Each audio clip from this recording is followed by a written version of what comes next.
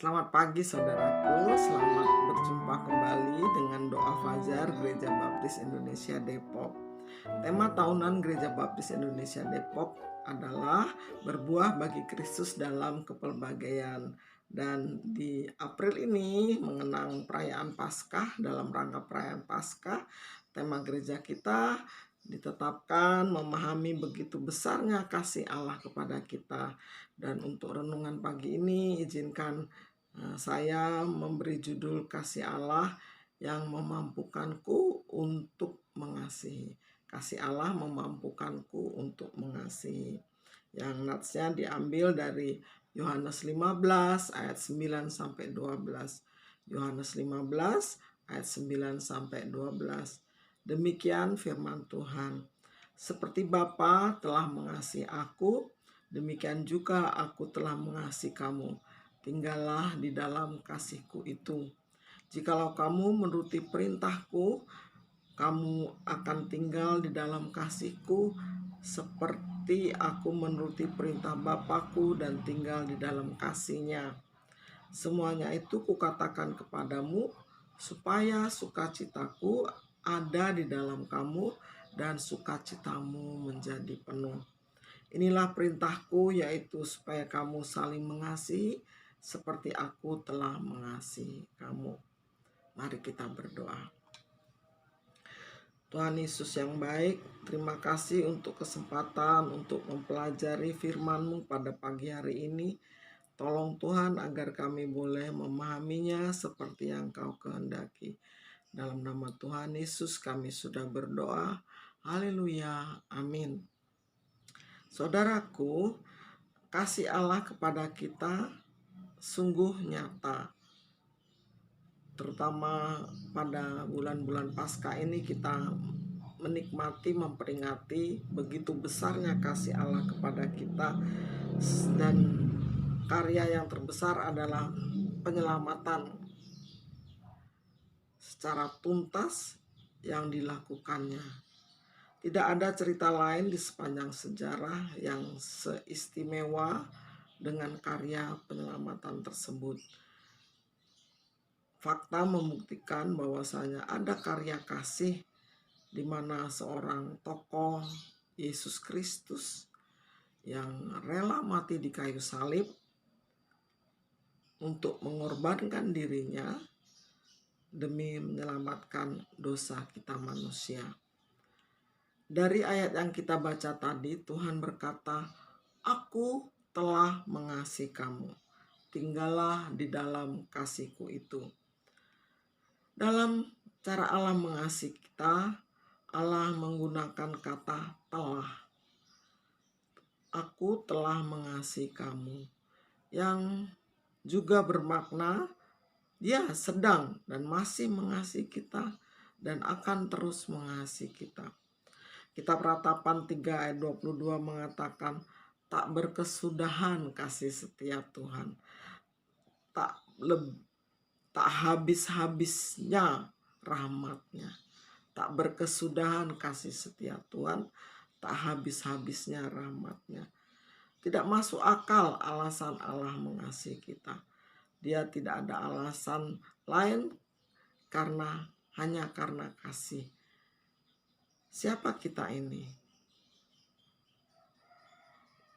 Kasih yang begitu besar dicurahkannya kepada kita. Kasih yang rumusannya hanya karena meskipun kita berdosa, meskipun kita hina, Allah tetap kasih. Dan kasih itu begitu besar tiada hentinya. Kasih yang tidak menuntut balas, kasih yang apa adanya, sungguh besar kasih Allah. Sementara kalau kita manusia tidak demikian. Pasti kalau kita mengasihi, sadar atau tidak sadar, kita menentukan syarat untuk kasih kita. Misalnya, tanpa kita sadari ketika kita berbuat kasih, kita menetapkan orang yang kita kasih itu harus orang baik-baik. Bebet bobotnya potensinya, sehingga dia juga akan mengasihi kita. Dia tidak akan menyakiti kita. Atau juga kita menetapkan syarat, mestinya orang yang kita akan kasih itu punya kemampuan tertentu, sehingga ketika kita membutuhkannya, kita bisa minta tolong kepadanya nanti suatu saat. Dan masih banyak lagi persyaratan yang kita tetapkan tanpa kita sadari. Padahal perintah Tuhan dalam ayat 12 tadi sangatlah jelas. Inilah perintahku, yaitu supaya kamu saling mengasihi, seperti aku telah mengasihi kamu. Jadi, kasih kita kepada orang lain haruslah sepadan nilainya dengan kasih Allah kepada kita. Tidak boleh menggunakan persyaratan apapun. Juga dalam Galatia 5 ayat 20, sebagai orang percaya kita dituntut untuk mempunyai karakter tertentu, yaitu buah-buah roh. Dan dalam Galatia 5:22, karakter yang pertama atau buah roh yang pertama yang dia tetapkan adalah kasih, sukacita, dan seterusnya sampai 9 buah roh, 9 karakter itu mutlak dimiliki oleh kita orang-orang percaya. Tidak alasan untuk tidak mengasihi, karena itu merupakan perintah dari Tuhan. Kalau kita mengandalkan kemampuan sendiri, kita tidak mampu untuk mengasihi. Karena tadi kita punya keterbatasan dan bawah sadar kita sendiri menentukan syarat. Walaupun kita berusaha untuk menyangkal, tetapi kadang-kadang syarat-syarat itu muncul dalam sikap kita ketika mengasihi. Dan lagi, ketika kita mengasihi ada rasa lelah, ada bosan, bahkan kadang-kadang putus asa. Kok terus begini ya Tuhan? Tidak ada perubahan.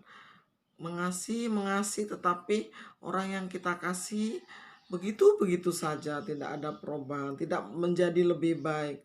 Kenapa aku terus ya Tuhan yang mintain tolong? Kenapa aku terus ya Tuhan yang harus mengasihi? Orang lain juga dong gitu.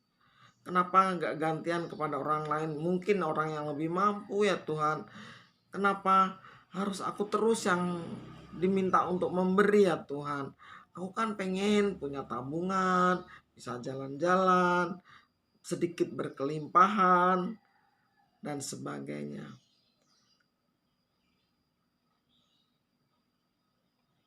Syarat itu, rasa capek itu wajar sekali. Sebagai manusia yang tetap masih di dalam kedagingan, kita tidak mampu secara otomatis mengasihi seperti yang Tuhan kehendaki. Tapi perintah Tuhan itu tetap berlaku, yaitu kita harus terus mengasihi. Bagaimana caranya supaya kita bisa mengasihi, bisa mampu mengasihi dalam kondisi apapun? Jawabannya ada di ayat 10. Yohanes 15 ayat 10 berbunyi, "Jikalau kamu menuruti perintahku, kamu akan tinggal di dalam kasihku, seperti aku menuruti perintah Bapakku dan tinggal di dalam kasihnya."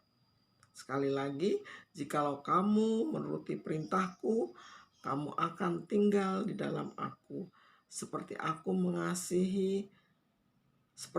menuruti perintah Bapakku dan tinggal di dalam kasihnya. Kalau kita sedang lelah atau jenuh, sehingga merasa sedang tidak mampu untuk mengasihi, mintalah kekuatan. Tandanya kalau kita tinggal di dalam Tuhan adalah kita selalu dekat dengan Dia. Kita berkomunikasi terus-menerus kepadanya. Tuhan, aku mau mengasihi saudaraku ini. Aku mau menolong dia. Bagaimana caranya ya Tuhan? Dan Tuhan akan memberi perintah kepada kita, lakukan ini, lakukan itu. Dan cara Tuhan menolong kita untuk terus dapat mengasihi itu sangat istimewa. Hanya dengan kekuatannya saja kita mampu mengasihi orang lain. Kita tetap tinggal di dalam kasih-Nya, dan tetap tinggal di dalam kasih-Nya itu berarti kita akan melakukan apa yang diperintahkannya. Roh Kudus akan mengatakannya kepada kita, hei, lakukan itu. Berilah dia segelas air. Dengarkan ceritanya, seperti itu contohnya. Maka ia akan memampukan kita untuk terus mengasihi sesama kita dengan cara yang istimewa. Bukan dengan cara yang mampu kita pikirkan, bukan cara yang mampu kita lakukan, tetapi dengan cara Tuhan yang sangat istimewa. Kita hanya alat untuk menjadi saluran kasih Tuhan. Amin. Mari berdoa. Tuhan Yesus yang baik, terima kasih ya Tuhan sudah memberi kami kemampuan untuk mengasihi sesama kami seperti yang Kau ingini. Terima kasih Tuhan untuk firman-Mu. Tolonglah Tuhan agar kami dapat melaksanakannya senantiasa. Di dalam nama Tuhan Yesus kami berdoa. Haleluya. Amin. Sampai jumpa saudaraku. Tuhan Yesus memberkati.